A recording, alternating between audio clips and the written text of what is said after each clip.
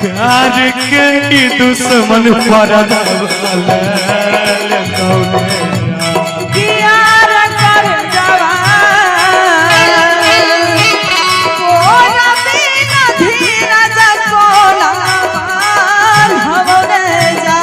कि तेरी मोहब्बत ने मुझे सरेआम कर दिया। मैं बड़ा सीधा सच्चा था, मुझे बदनाम कर दिया। तेरी मोहब्बत ने मुझे सरेआम कर दिया। मैं बड़ा सीधा सच्चा था, मुझे बदनाम कर दिया। अरे तुमने तो इस कदर तोड़ा है मुझे कि मुझे मेरे माँ बाप के नजरों में भी नाकाम कर दिया।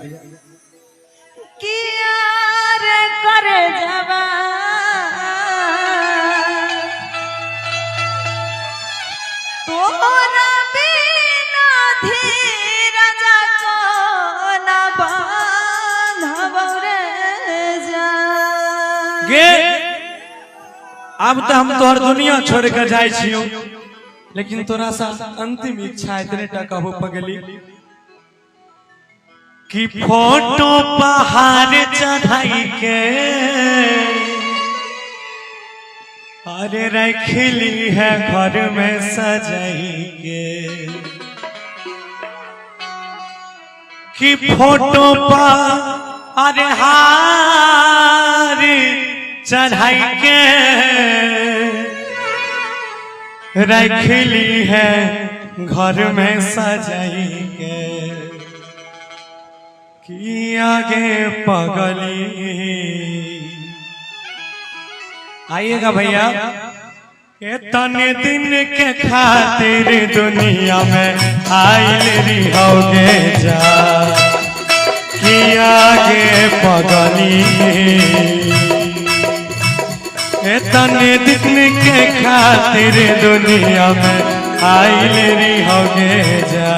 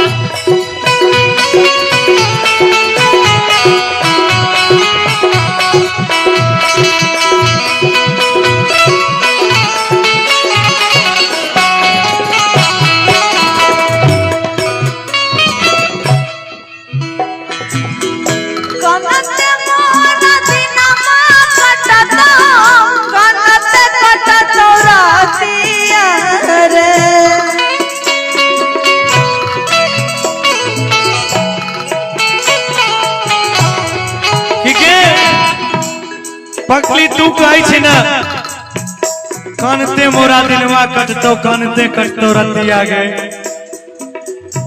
कि तू तइयो कनियो कन के जिंदा रहबे। तोरा संभाल ले तोहर घर परिवार संसार रहतो, हमरा संभाल ले यहाँ के रहते के पगली। हम तो तोरा बिना अकेले अपन जान दे देबू।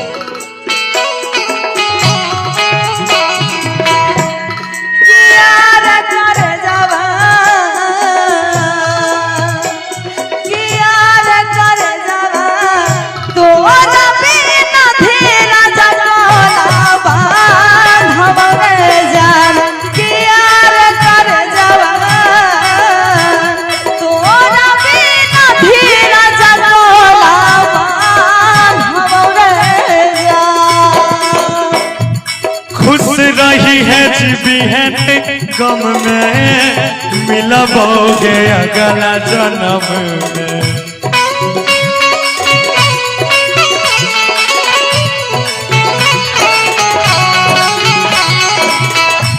खुश रही है जीवी है ने गम में मिलबोगे अगला जन्म में।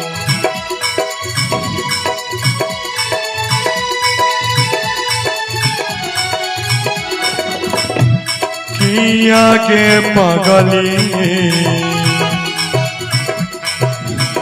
प्यार के दुश्मन परनवा ले दोगे आगे पगली प्यार के दुश्मन परनवा ले दोगे।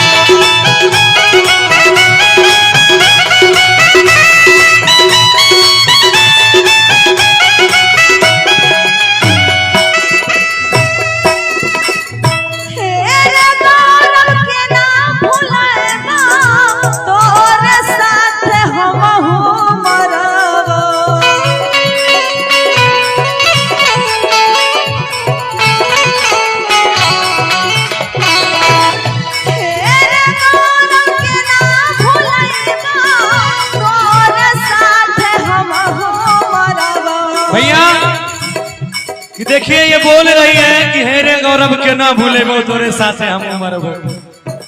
आई पे को बात याद आ गई हमरा कि कितनी आसानी से कह दिया तुमने कि मुझे भूल जाओ, कितनी आसानी से कह दिया तुमने कि मुझे भूल जाओ। अरे जालिम ये क्यों नहीं कह दिया कि बहुत चीजी अब फांसी के फंदे पे झूल जाओ।